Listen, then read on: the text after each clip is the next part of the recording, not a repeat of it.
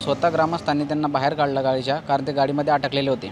असं नाही की बा हे होते आणि ते एकदम नशेच्या धुनमध्ये होते, त्यांना काही समजत नव्हतं। घटनास्थळी तर मी जागेवर 5-10 मिनिटांनंतर पोहोचून गेलो होतो। मला जसं माहिती पडलं की ॲक्सिडेंट झालेलं आहे रामदेववाडीच्या बाहेर टेकडीवरती, तर मी 5-10 मिनिटांनंतर मी आणि माझे काका आणि लहान माझे काका आहेत असे 3 लोक आम्ही घटनास्थळी गेल्यानंतर आम्हाला असं विचित्र प्रकारे आमचे भाचे आणि माझी बहीण नाल्यात पडलेली आम्हाला दिसून आज पण माझ्या अंगात काटे येतात। जळगाव येथील रामदेववाडी येथील दुर्घटनेमध्ये 7 तारखेला 4 मृत अवस्थेत घरच्यांचा जीव गमावणारे त्यांचा परिवार आता आमच्या समोर आहे।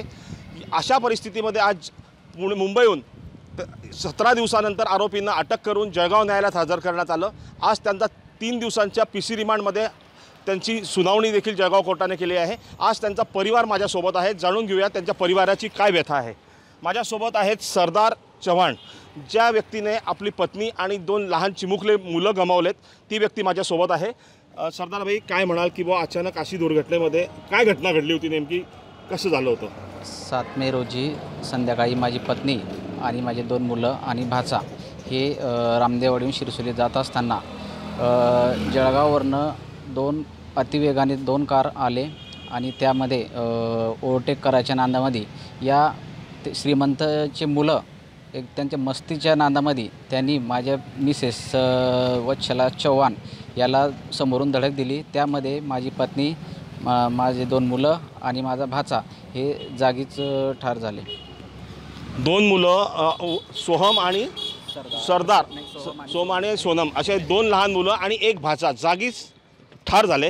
ही घटना घडल्यानंतर तुम्हाला काय झालं, कशा पद्धतीने तुम्ही त्या ठिकाणी पोहोचले? मी बाहेर होतो थोडा, म्हणजे तेव्हा होतो नाही तिथे। मला 4-4:30 5 वाजता मला माहिती पडलं अचानकमध्ये असं ही घटना झाली। मग मी लगेच तिथून समजा ज्या ठिकाणी होतो मी त्या ठिकाणी लगेच निघालो आणि त्या घटनास्थळी पोहोचल्यावर तर एकदमच मला एकदम बेकार वाटलं की माझे 2 मुलं आणि माझी पत्नी आणि भाचा समोर त्यांचा जीव पडलेला होता।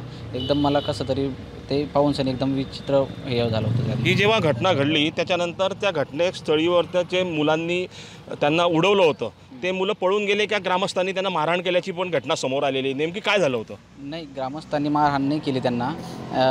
घटनास्थळी जेव्हा ग्रामस्थ पोचले तिथे तर स्वतः ग्रामस्थांनी त्यांना बाहेर काढलं गाडीच्या, कारण ते गाडीमध्ये अटकलेले होते।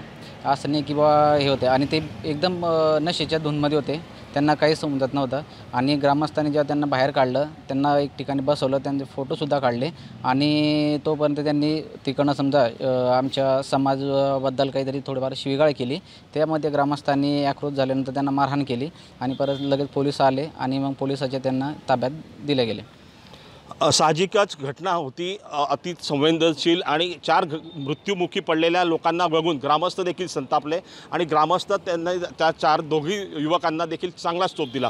त्यानंतर त्या दुर्घटनेमध्ये मृत्युमुखी पडलेल्या बहिणीचा भाऊ माझ्यासोबत आहे। दादा, काय परिस्थिती होती त्यावरती आणि अचानक अशी घटना घडली, काय वाटलं तुम्हाला? घटनास्थळी तर मी जागेवर 5-10 मिनिटांनंतर पोहोचून गेलो होतो। मला जसं माहिती पडलं की ॲक्सिडेंट झालेलं आहे रामदेववाडीच्या बाहेर टेकडीवरती, तर मी 5-10 मिनिटांनंतर मी आणि माझे काका आणि लहान माझे काका आहेत असे 3 लोक आम्ही घटनास्थळी गेल्यानंतर आम्हाला असं विचित्र प्रकारे आमचे भाचे आणि माझी बहीण नाल्यात पडलेली आम्हाला दिसून आज पण माझ्या अंगात काटे येतात। बोलताना मला एकदमच कसं तरी वाटतं, पण आता बोलावं लागतं आहे। माझी बहिणीला जेव्हा मी बघितलं की 5 फुटाच्या नालीमध्ये उडवताना आणि माझे 2 वर्षाचा जो भाचा होता तो गंभीरपणे एकदमच विचित्र प्रकारे त्याची एकदम घटना बघू शकलो नाही मी आणि एकदमच विचित्र होते। आणि हे जे 2 आरोपी होते, कौल आणि काय त्याचं नाव अखिलेश पवार, हे दोघांना पोरांनी गावकऱ्यांनी त्यांना बाहेर काढून बसवलेले होते। कोणी त्यांना मारहाण कोणी केली नाही, काही नाही। पण विषय असा होता, एक गावातला पोलीस पाटील आणि एक समाजसेवक कापडणे म्हणून आहे वावडद्याचा, त्यांनी त्यांना वाचवण्यासाठी आणि सामाजिक बद्दल शिवीगाळ करण्यात तेव्हा गावकऱ्यांनी आक्रोश झाला आणि थोडंसं हातोपाई केली गेली। झालेल्या घटनेवर जास्तीत जास्त प्रयत्न पोलीस पाटलाने त्या युवकांना वाचवण्याचा केला। त्यानंतर आणखीन काही ग्रामस्थ माझ्यासोबत आहेत, नातेवाईक आहेत। दादा, काय वाटतं तुम्हाला की एवढी गंभीर घटना घडली, गावातल्या लोकांनी सुद्धा त्या मुलांना चोप देखील दिला, घटना देखील तेवढी तीव्र होती, काय वाटतंय? तर आमचं असं म्हणणं आहे की त्यांना शिक्षा व्हायला पाहिजे, काय आम्हाला न्याय भेटायला पाहिजे, हे आमचं हे। निश्चितच रामदेववाडी येथील ग्रामस्थ, नातेवाईक, सख्खा भाऊ आपल्या परिवाराला गमावलेला सरदार चव्हाण या सगळ्या व्यक्ती माझ्यासोबत आहेत. यांची जास्तीत जास्त परिस्थितीमध्ये हीच मागणी आहे की ज्या युवकांनी आमच्या परिवाराला आज क्रूरपणे उडवलं त्या युवकांना जास्तीत जास्त शिक्षा झाली पाहिजे, अशीच काहीशी भावना आता रामदेववाडी येथील या परिवाराने आपल्यासमोर व्यक्त केलेली आहे. जळगावहून मनीष जोग, मुंबई तक.